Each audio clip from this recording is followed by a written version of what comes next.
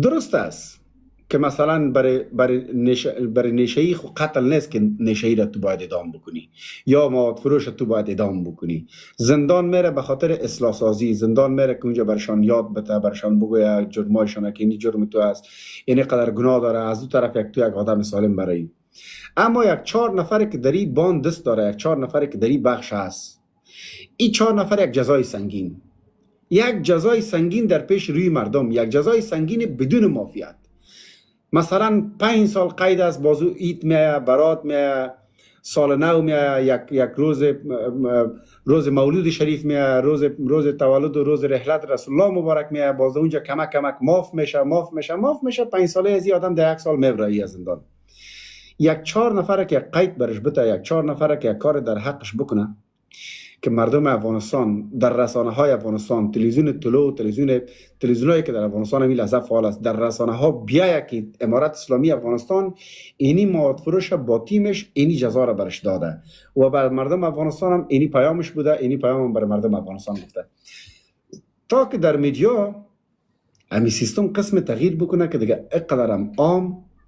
حالا در خارج هم است، در عربستان سعودی شراب فروشی است، در عربستان سعودی، در مارکت سیاه در عربستان سعودی شراب فروخته میشه. اما او قدر هم آسان نیست که هر کس بکنه، او قدر هم آسان نیست که هر کس بکنه و به دسترس هر کس باشه. و زمانی که دستگیرش میکنه مستقیم زنده و مرده از نفر گم است، زنده و مرده از آدم گم است. حداقل امارت اسلامی هم می کار بکنه. فرض مثال یک نفر زنده و مردهش از یک منطقه گم شوه، در اون منطقه اوازه نمیفته که آدم تابلت میفروخت یا شراب میفروخت، طالبا بردش، زنده و مرده از آدم گم است. از این منطقه در 100 منطقه دیگه پیام میره و مسیج میره که بیادر قند اینی مسائل، اینی رقم یک جرم داره، متوجه تان باشید. دیگه مردم که از گشنگی بمرم رو به یالت نمیره، به این وضعیت نمیره، به طرف از این کار نمیره. اما سحاق لالا بیاین بپذیریم یک ذره سست گرفته، یک ذره سست است. تلفن دزدی میشه، موتورسیکل دزدی میشه، موتر مردم دزدی میشه، در خانه مردم شو خود میندازن. اینی مسائل است، اینی مسائل است. در زیر اینمی رقم یک حالت یک نفر سکته میکنه. سحاق لالا خودت خداوند 10 سال تو را زنده داشته باشه، تو یک انسان مجاهد هستی، تو فیزیکی جهاد کردی، سلا در دست خود گرفتی، همسنگرای تو رفیقای خود در پیش چشمت از دست دادی، به شهادت رسیدن، در غمشان گریان کردی، رنج دیدی، بدبختی دیدی. مردم افغانستان این حالتا را ندیده. مردم افغانستان، مردم عام افغانستان در سنگر نبوده، گرمی و سردی، کوه و کمر و دشت تیر نکردن.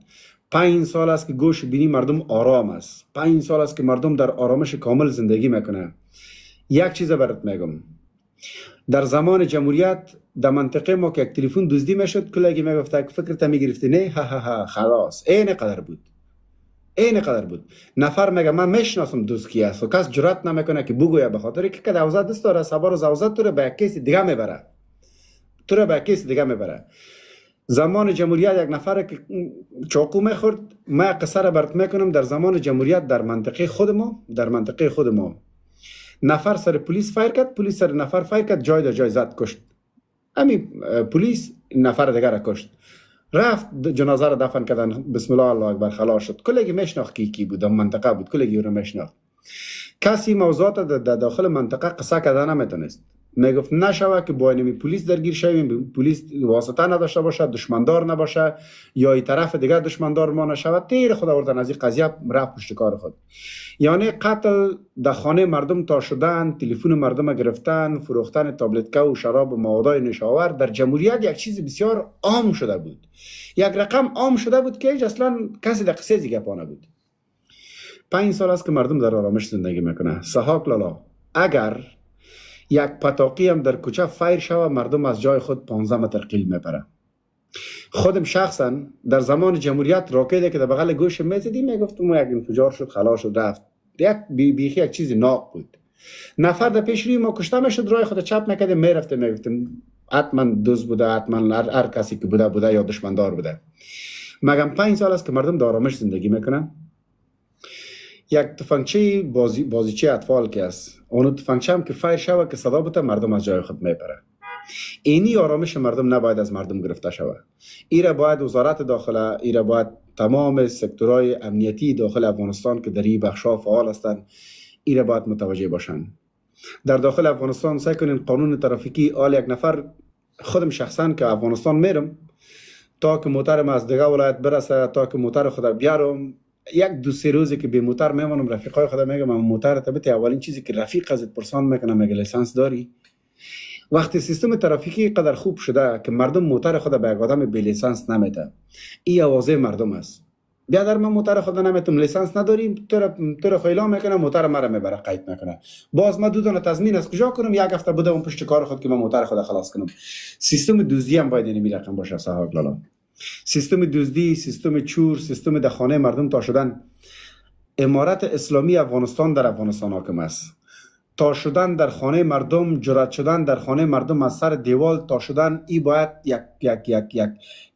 یک موضوعی باشه که 99.99% امکان گپ زدنش نباشه. بر یک نفر قصه بکنی، یک نفر بگه برو تو دروغ میگی، واقعیت برش قصه بکنی بگی تو دروغ میگی. در این رقم حکومت هیچ امکان نداره. انتقاد اصلاحات میاره.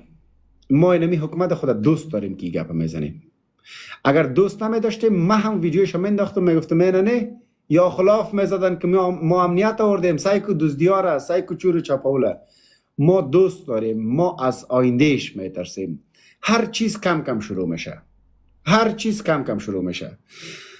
جای برای دستفروش جور کرده، کراچی و غرفه برای دستفروش جور کرده، کرای خانه غریبا را پایان آورده. برای کسایی که خانه خود به کرا میته میگه کرای خانه تان پایان کنین سر مردم. امی خدمت دیگه چی را میگه صاحب لالا؟ چی کنه؟ مولا یعقوب ماش خدا بگیره بیاره برای ما بگه که ما 50,000 ماش دارم، یعنی 25 60 عبدالی صاحب که تو غریب هستی. خود دیگه تمام کارا را کردی حکومت برای ما. کوچه ما را سمیت کرد، نل آورد کوچه ما آورد، سرکای ما را جور کرد، امنیت ما را گرفت، لچک و دوز و بدماش از منطقه گم کرد. اینمی خودش کمک است دیگه.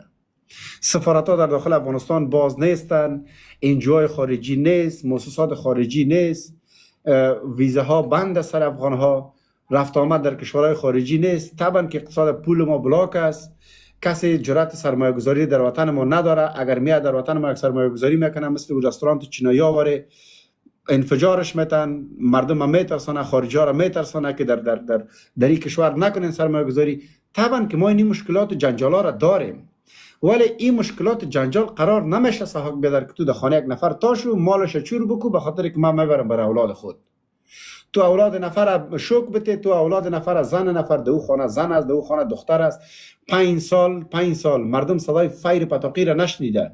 تو با صلای تا میشی در خانه از اون نفر، مویایت هم دراز، پرنتنبان هم میپوشی، خود طالب هم معرفی میکنی، نفر زاره کفک میشه. اینی باعث نامبدی نظام است، اینی باعث نامبدی حکومت است. در تمام دنیا گشنگی است. قطر که قطر است مردم غریب داره. قطر که قطر است. عربستان سعودی موترای 2025 لنکروزر در زیر پایش است، میرن از دشتا خرما جمع میکنه، در دانای مسجد خرما میفروشن، شیر شتر فروخته نفسشان برآمد. عربستان سعودی. ایران هم می رقم است. ایران نان خوردن خودم یال نداره. اما قرار نیست که تو نان خوردن نداشتی، غریب بودی، تو باید دزدی بکنی. تو گدایی بکنی بهتر است از اینکه تو دزدی میکنی. گدایی بکنی بهتر است از اینکه تو اولاد مردم از بین ببری. خب اگر قرار باشه که تو بگی گدایی کردن گناه است، دست دراز کردن گناه است، دزدی کردن گناه نیست، که تو اولاد یک نفر از بین میبری به خاطر یک دانه تلفن. امکان داره که اون نفر امروز تو درگیر شوه، خود چی میشه که مرمی میزنیش از بینش میبری. با اون خاطر صاحب لالا انتقاد ما سر امارت اسلامی نمی است. اگر جلوی موضوعات گرفته نشوه، شاید جهان موتور 100 سال دیگه به رسمیت نشناسه، شاید دنیا موتور اصلا به رسمیت نشناسه، شاید ما و شما مثل کره جنوبی وره، کره شمالی وره در لیست کشورهای بریم. ایران 40 سال است که تحریم کرده. ایران 40 سال است که تحریم کرده. بعد از 40 سال بسته می بندرها هم سرش بند کرد، کشتیهای خود آورد از زمین و آسمان مکمل. حالا میگه اگه تو وازم بکنی ما اجازه نمیدیم، ما بند میکنیم که تو اقتصاد تو خراب شوه. مثل از اینکه تیل داری کس را نمیمانیم تیل تو رو بخره. یگونه چین که زور داره تیل خود دم زور میبره، دیگه کسا را نمیمانه. تمام دنیا زیر دست آمریکاست، میگه از ایران تیل نخر برو بمر، ولی نمیمانم که تیل بخری. خلاص ایران 40-50 سال است که تحریم کرده، ولی قرار نیست سهاگ لالا که در یک کشور اقتصاد ضعیف باشه مردم از کشور باز بره دزدی بکنه، قتل بکنه و مردم از بین ببره. آخر دزدی قتل است. آخر دزدی قتل است. در دزدی دو را داری. دزدی میکنی و فرار میکنی، یک دفعه، دو دفعه، سه دفعه، بالاخره به چنگ میایی. یا که بندی میشی یا که نمی رایت ادامه میتی تا روزی را که نمردی. سر یک نفر حمله میکنی، یک نفر مساله برابر میشه، که یک مجاهد برابر میشی، که یک نفر برابر میشی که سلا داره. میزنیش یا تلفنش میگیری، وقتی که دور میری که مرمی دیم فرقت میزنه. این آدم هم در جنجال که تو چرا نفر کشتی، و آدم خود تلفن زده، کس از او پرسانم نمیکنه، میگه غریبی بود یک تلفن یک نفر زد. هدف ما ایه سهاگ لالا، انتقاد ما صرف به خاطر اصلاح سازی است. هدف ما است که در افغانستان اینمی آرامش را که برای مردم آمده. یک دانه خالگک از ویدیوش خود شاید دیده باشی.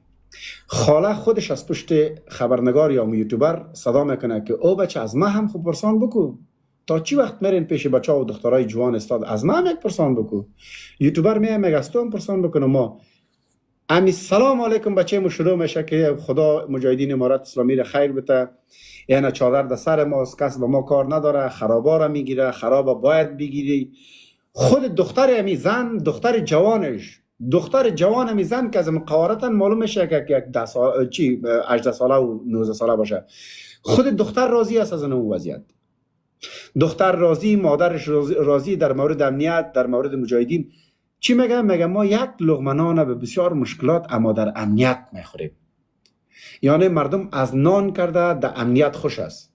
میگه ما یک لقمه نان به هر رقم مشکلات پیدا میکنیم، ولی مزهش دیگه است که در آرامش میخوریم. اینمی آرامش از مردم نگیرین سهاگ لالا.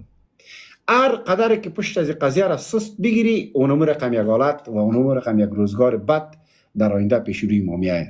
اگر نه که جلوگیری شود، میال غمش خورده شود، باز ان شاء الله الرحمن که نخواد پدر کس دیگه جرأت بکنه که تو بر اولاد مردم بزن که اولاد خودم گوش نمانده. تو بر رای مردم بگی که اولاد خودم گوش نمانده. گدایگرا را سر سرک جمع کردن، برشان ماش تعیین کردن. زنا را گفتن شما زن افغان هستین، شما دختر افغان هستین، اصلاح شدنتون در سر سرک برای ما ننگ است، برای دین، برای اسلام، برای افغانیت ما یک تانه است. شما برین در خانهتون بشینین، ما براتون مای 10,000 یا 5,000 یا هر چی که کمکا میایه ما براتون در خانهتون میاریم. ولی رقم نیست که یک ما بیاریم باز یک ما نبریم. شما برین با اینمی مبلغ هر ماه در خانهتون میرسه، بخی از بودجه دولت که شد براتون میرسانیم. گدایگری نکنین. اما این مردم اصلاح نشد. این مردم بازم برآمدن در گدایگری. زن و شوی که طفل خود ارسش برآمده در گدایگری. اینی چیزایی است سهاگ لالا، این دردای دلی است که ما میریم در افغانستان میبینیم و همه اینجا بیان میکنیم دیگه. و من الله توفیق، خداوند شما را هم توفیق بده، امیر المؤمنین صاحب هم توفیق بده و ملا صاحبا و وکیلا و وزیرایی که در این بخشا کار میکنه، خداوند کلشان توفیق بده که بالاخره از اینمی حالتی که امنیت را که خدا بر ما داده، اینمی امنیت از پیش ما نگیره دیگه. خو هیچ کدام گپ نیست. مهربانی اینال از خودتان میشنم. عبدالله صاحب محترم خسته ملغرلی دی و راته بیان کړي. حال خو ګوره عبدالله صاحب چا څه جهاد کړی مجاهد ده، هغه هېڅکله خپل احسان په بل چا اچولی نسي، دې اجازه هم نه لري. هغې څه جهاد کړی ځان دپاره یې کړی. تا خبره وکړه چې ما به زړلی ملګرو ته نو زه به تا ته ووایم چې مونږ به خندل چې زمونږ یو ملګری مجاهد به په شهادت ورسېده. د زړه هېڅ دلیل مونږ ته نه پیدا کېدی پکې. خبر د رسمیت پیژندنې سو عبدالله صاحب محترمه که مونږ د رسمیت پیژندنې په خاطر یعنې کوم تغییرات راوستي په افغانستان کې داسې مفکوره خلکو ته پیدا سوي چې د غله لاس نه قطع کېږي، دا د رسمیت پیژندنې په خاطر دی.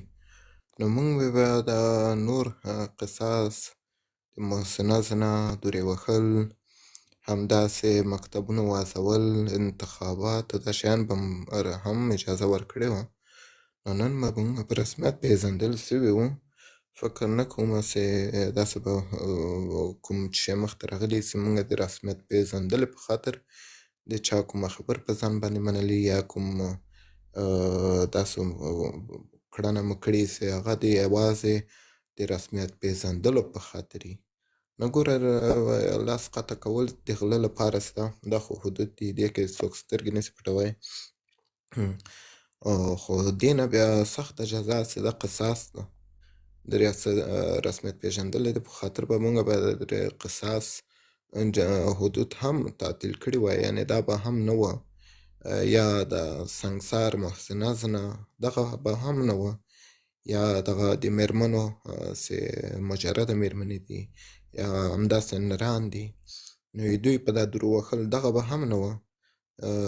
فکر نه کوم چې داسې د رسمیت پېژندنې په خاطر کوم سیاست دلته امارت مخکې بوځي. دا یوازې هغه وضعیت چې نن په افغانستان کې حاکم ده. نو بالکل اول خو هغه د مونږ امیرالمؤمنین ملا محمد عمر مجاهد رحم الله وخت نه ده چې لاسونه به ځوړند شوي وه په استیدونکي دې خپله ملاتړ زه هم کوم چې داسې باید یو شریعت جاري وسي په افغانستان کې، یعنې یوازې دغه حدود چې دي دا هم بیرته رادننه سي حدودو منځ ته. خو بیا هم چې دې خوا ګورې په افغانستان کې 4 میلیونه افغانان له بهر نه افغانستان ته راغلي دي، چې دا 10% د افغانستان په نفوس کې زیاتوالی مخته زیات شوی دی، یعنې نفوس یې. دوی کورونه په کار دي، دوی دپاره ډوډۍ په کار دی، دوی دپاره کار په کار ده. نو دغه فقر چې ده په افغانستان کې دا خو طبیعي شی ده چې اوس په افغانستان حکومت په هغسې حالات کې نه ده، لارې تړلې دي له بعضې همسایګانو سره، او هغه خوراکي مواد چې افغانستان ته راځي په قیمته تمامیږي، خو بیا هم هغه قیمتو باندې کنټرول روان ده چې هر تاسو به لیدلي دي مونږ دغه د ښاروالۍ ملګري هره ورځ په دوکانو کې دغه د کنټرول وظیفه مخته وړي. نو دغه یو حدود چې دغه د غلا حساب ته دغه کې به لږ مراعات وسي، اول کې مشکل نسته، خو زه په دې معنا دا په دې معنا نه ده چې دوی ته به کله بښنه کېږي او دا به همداسې تل دپاره پاتې کېږي. دا زه تاسو ته دا زیری درکوم چې لږ دا وضعیت را بله خوا سي، دا اقتصادي مشکلات حل سي. یو تاسو مخکې ویلې چې دغه غله چې دي دوی ځان نه یو مشر لري، خو یو دفعه چې دا حدود داسې منع سوه، تعدیل سوه، ابدالي صاحب بیا هغه په هر چا یي، یعنې هغې کې که رئیس جمهور یې، که وکیل یې، که وزیر یې، چې هغه هم غلا وکړه، نو بیا ته په هغې باندې حدود نسې جاري کولی، نو تا تعطیل کړه که نه حدود. او یو خو الله تعالی خو مونږ ته یو دین د مساوات او د عدل را لېږلی ده، نو چې یو کله عدل کوو نو بیا به دا عدل د ټولو په مقابل کې. خو لږ دغه اقتصادي وضعیت چې ښه سي، زه به تاسو ته دا ډاډ درکړمه چې دې غازي استیدیوم کې به تاسو ډېر لاسونه وګورئ، او داسې په توپنچو باندې خلک راځي، د خلکو کورونو ته ننوځي او خلک وژني، په شهادت رسوي، نو دا بیا غلا نه سوه، نو بیا دا قتل سه، او دې حدود سته، اوس هم سته، او دې ته هېڅ دلیل نسي جوړېدی چې دې اقتصادي وضعیت خراب و یا دا د اقتصادي مشکلاتو په خاطر وتلی و. هر څه شی چې و قتل ده، او هغه حدود ځان پسې کش کاږي. یو دغه د غلا د موبایلونو خبره تاسې وکړه، موټرسایکلونو خبره مو وکړه، د توپنچو خبره مو وکړه، چې تر هغه وخته چې دې کې کوم قتل مخته نه راغلی، دغه د غلا په حساب راځي په شریعت کې. نو غل هم خپل د ځان له ډاره یو سلا اسلحه ځان سره یو چیرته انتقالوي. خو زه تاسو ته دا ډاډ درکوم چې دا وضعیت به هم تر دایمه نه وي، حدود به راجاري سي انشاءالله. د غلو په مقابل کې هم د دوی لاسونه به تاسو وګورئ، نو فکر نه کوم چې دا به داسې دوامداره وي. او زه تاسو ته دا ډاډ هم درکوم که حدود جاري نه سو او د افغانستان اقتصادي وضعیت لږ تغییر پیدا کړي، نو زه به دلته تاسو سره دغلته به مې قرآن او حدیث راخیستي، تاسو سره به په همدې لایف کې ناست یم، او زه خپل مشرانو باندې به نیوکه کوم. نو فکر نه کوم چې هغې وضعیت تاسو کله د موږ ټول مشران علما دي، نو هغوی دې په هغه وضعیت له نږدې څاري او خپل امت ګوري او ملت ګوري. نو فکر نه کوم چې داسې وخت کې به د دوی داسې یو پرېکړه وکړي چې هغه غیر الله پرېکړه وي.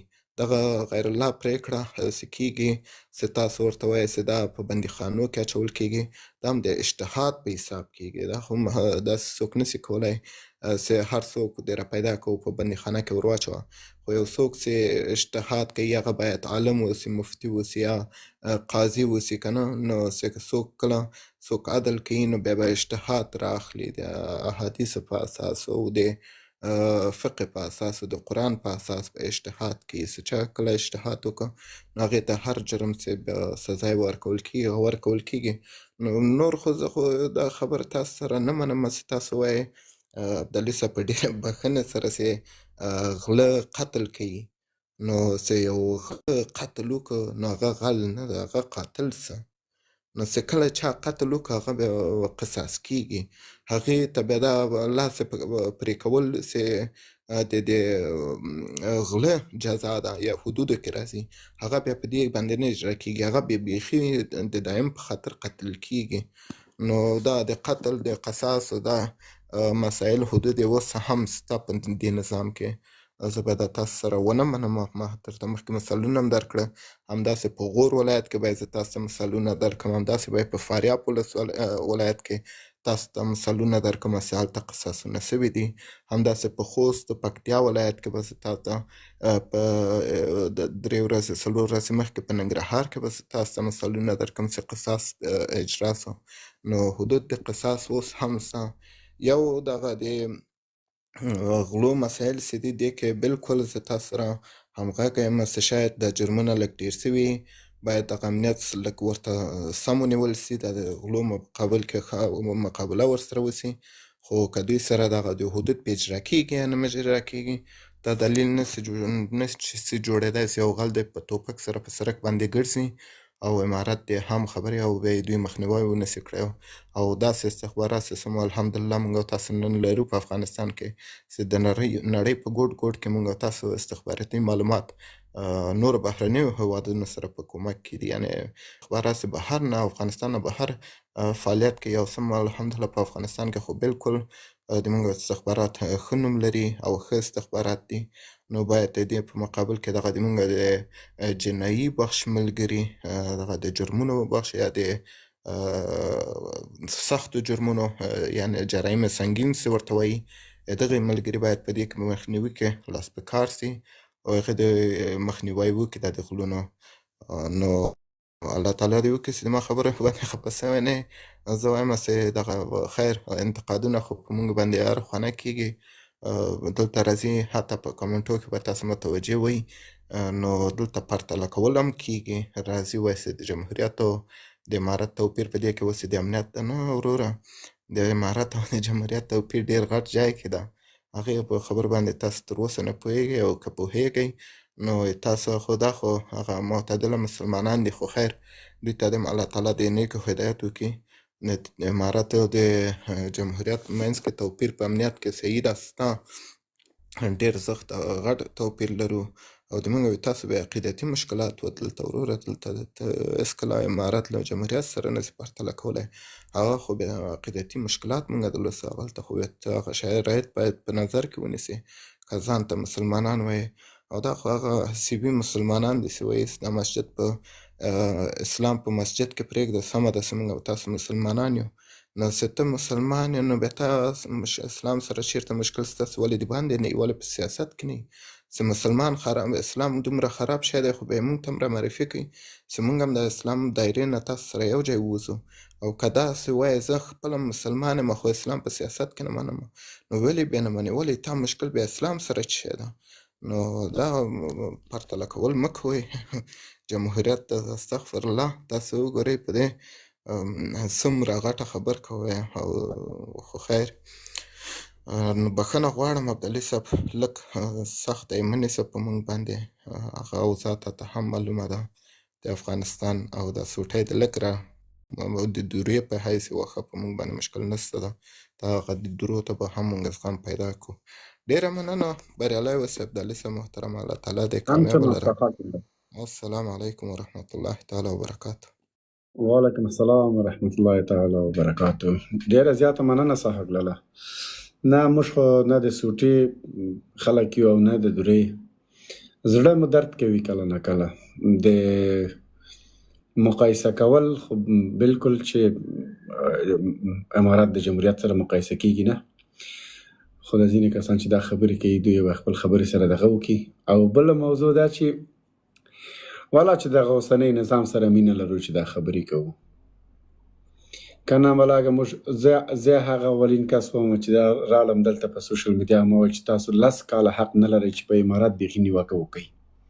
10 کاله 10 تر 20 کاله پورې هیڅ افغان حق نه لري چې داسې خالي او نیوکه وکړي. ما دا خبرې کړي وو، خو د امنیتي له لحاظ یو لږ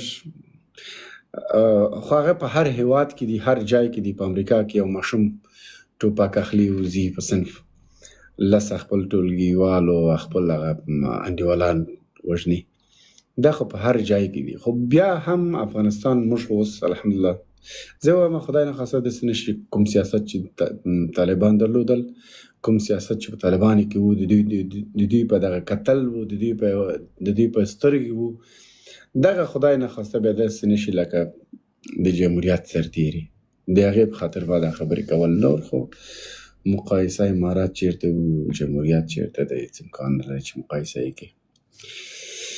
خب دوستا را بالا میریم، دوستایی که در پان لایف یک تعداد دوستا میگه مرا مدیراتور کو که مردم دو میزنه دیگه لالا جانم تن کی را ما کم بگیریم. و یک تعداد دوستا ریپلی میتن، ریپلی نتین، کسی را ریپلی نتین، اما سلام علیکی تانه گپای تانه قصای تانه که بکی دیگه ریپلی میتن مشکل نیست.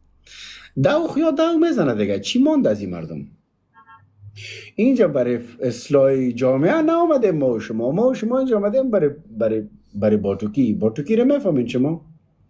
نظر لگ کسی که باتوکی رو میفهمه تشریح بده، او برای باتوکی آمدیم که سرشان باتوکی کنیم. اینجا برای اصلاح جامعه نه آمدیم. پدر مادرش کنار اصلاح نساخته یا که پدر مادرش اصلاحشان نتونسته و تو اصلاح میکنی؟ خوش آمدی. یک دین و خدا و رسول و پیغمبر که دو میزنن اون یک مدیراتور است میوتش کنین. دیگر افغان گفته دو بزنه. چقدر گناه افغان ها را ما و شما اینجا کم ساختیم، چقدر افغان ها اینجا گناهشان کم شد. هر کسی میایه افغان گفته دو میزنه، هر کسی میایه افغان گفته چیزی میگه. این حال که کی ما کم میگیری. خوش آمدی بیادر خان خودت. خوب است.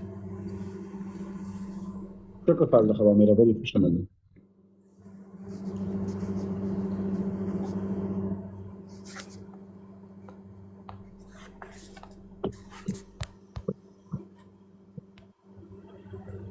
بیادر خوش آمدی.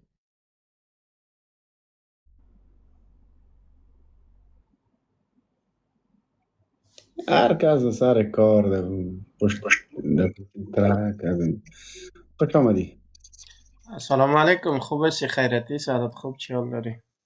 الحمدلله سلامت باشی. و علیکم السلام. خوش آمدی. خوش باشی، سلامت باش. چی حال داری؟ امروز روزگار زندگی بد نیست نگذره. برو شکر. خوب هستی؟ شکر فضل خدا. خواهش میکنم موضوع لایف تانه نفهمیدم، از خاطر بالا شدم گفتم باش یک سلام علیکی کنم خلاصم. سلامت باشین. خودتان افغان هستین یا از مردم های ما افغان نیستیم؟ نه استغفرالله، از افغانیم، د افغانستانیم، تل به افغان پاتې کیږم. یک ثقیل 100%. بخیر باشی. موضوع برنامه کدام موضوع خاص نیست، در مورد یک بعض انتقادات سر امارت اسلامی داشتیم و گفتای دل خود کشیدیم دیگه. موضوع هست دیگه، کدام موضوع خاص نیست. خب ما هم خو عسکر جمهوریت بودم. خب بسیار خوب. مجاهد بودی دیگه بگو صاحب، مجاهد جمهوریت. مجاهد جمهوریت بگی شدگاه. والا بیادر چی دروغ بگویم، این شخصا خودم 7 سال دمو دوره خدمت کردم. ماش میداد ما را بیادر، نان نمو دولت خوردیم. نباید بعد دولت بگویم مال اینمی سر قدرت است. هر چی که است اینمی است، هر چی که است خوب است بد است، هر چی که است. خدمت کی کده ده 20 سال کسی نکده بود، ده 5 سال کی خدمت کده.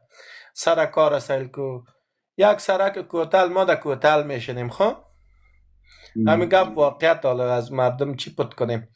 ما در کوتل خیرخانه خانه ماسمی عالم خودم در ترکیه هستم. باور بکو کمی سرک ما که سروی میشد، همی زورمندان همیمان کمی سرک تیر شوه، همی سرک پخته شوه. حالا فکر کو من قدر خوش هستم همی سرک پخته شد، کوچا یکی با یک هم تو پخته شده، رایش طرف چای رای قنبر سرک کشیدن، دیگه کشیدن، هر طرف این هم تو کار میکنن. خداوند یارا هیچ کم نکنه. آمین. هر چی کس خدمت میکنن. اگر درباره جنگ پاکستان است، اگر در حالتی است، از نواموس ملی خود، از کل چیز خود دفاع میکنن. یا این همیش برای ما کافی است. بالکل بالکل. قربان عزیز بقن، خوش باشی، آرام باشی. زنده باش. تشکر. و هر کسی که هر نظری داره، هر کس مربوط خودش میشه، هر کس نظر شخصی داره. تا دین روز افغان بودن، امروز میگه ما افغان نیستیم. چرا برادر؟ دیگه اینا کسی که افغان هست مربوط خودش میشه، کسی که نیست مربوطش میشه. اگه افغان باشم در یک کوچه که 40 خانه می باشه، یک خانهش که بگه من در از اینجا کوچه میکنم، میگه گپی نیست، برو پناهت به خدا، 38 تای دیگه میمانه. نه ایتی گپ هست که کسی که افغان هستم خانهش آباد، کسی که نیستم خانهش آباد، مربوط ما نمیشه. ولی چیزی که مربوط ما میشه این خاک از ماست. 100% خود مربوط ما میشه، خاک از ماست. 100%. هر کس نظر شخصی خود. بخیر باشی، زنده باشی، شبکت خوش، جور باشی، صحتمند باشی، خداوند کمت نکنه، جور آرام باشی بیادر. بخیر باشی. خداحافظ. خداحافظ. دغه ما خبرې بیات د هغه وخت نه تر اوسه پورې ما ویل چې صحیح ده. زه ورسره د وای نه خلاصېږي، دومره زر نه خلاصېږي. تر اوسه پورې په همدغه فکر کې یم. یعنی معلومات هم لري، ارتباط هم لري، شناخت هم لري. خپله ډېر یو مشر مجاهد دی. څه چې وایي داسې نه دی چې د میډیا نه خبرې وکړي، یا مثلا د کوم صفحه نه یا د کوم فیسبوک نه یا د کوم ځای نه اورېدلي بیا دلته راسي ځان په موږ داسې پوه ونیسي. نه، دا خپله معلومات لري، دا خپله د چې یو خبرې کوي هغه خبرې کېږي. دا چې یو موضوع راوړي، هغه موضوع یا په افغانستان شوی دی یا کېږي. داسې ډېر پوخ انسان دی، ډېر ښه معلومات لري. خب نمیچله باز چی میکنین؟ چی نمیچله باز چی میکنین؟ نفهمیدم دوست عزیز. تو گفتی که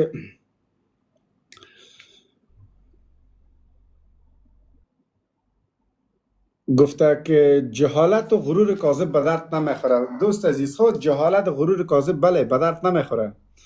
جهالت و غرور کاذب بود که اونمو جمهوریت اونمو رقم سقوط کرد. خب اگر توی دوره امارات جهالت میگی، برو دستت خلاصم، زورت در کمر دمی، هر کاری که از دستت میایه بکن. برین در اروپا درس بخونین، تحصیل کنین، باسواد شوین، باز بیاین در افغانستان طالبا رو بکشین، خودتان در قدرت بشینین. در زور پدرت هم که از این مردم زدن نمیتونه. مشکلاتش آیسته آیسته جور میکنی. مشکل اساسی وطن گم شد دیگه. حالا ما نمیگیم که افغانستان دیگه همون کشوری است که با امریکا از لحاظ پیشرفت تکنولوژی مقایسه میشه. نه، این رقم هم ما نگفتیم. اما دانه سرطان از افغانستان کشیدیم دیگه. مشکلات که حل میکنیم. امی تازی طایفه و امی ناشکر طایفه، امی نسل ناشکر است که سر مورد این رقم ما تند انتقاد کردیم که در زندگی تو رقم تند انتقاد نکردی. میریم افغانستان، میایم، میگردیم، میشینیم، چکر میریم، پنشیر جان ما میریم، پروان جان میریم، ایسو بگرد تو در زیر لایف خوارتا مادرتا خوارتا خراسان و پیش آل پاسپورت افغانستان ایای دادن در جای افغانستان، در جای جمهوری خراسان نشته کده. در خراسان جمهوریت، در خراسان پاسپورت خراسان او را جور کردن. دمو خوش هستن، نه خوش هستن که ایران بانی. از شما مردم اینمه قدر است. از این بالا دیگه شما نه کسی گپتان میشنوه، نه گپتان ارزش داره و نه کسی ارزش میته به گپتان.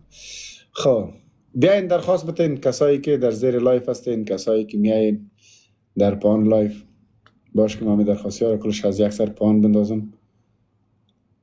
هر کسی که میخواه بیای بالا اثر درخواست بتین، اما کوشش کنین که مخالف باشین.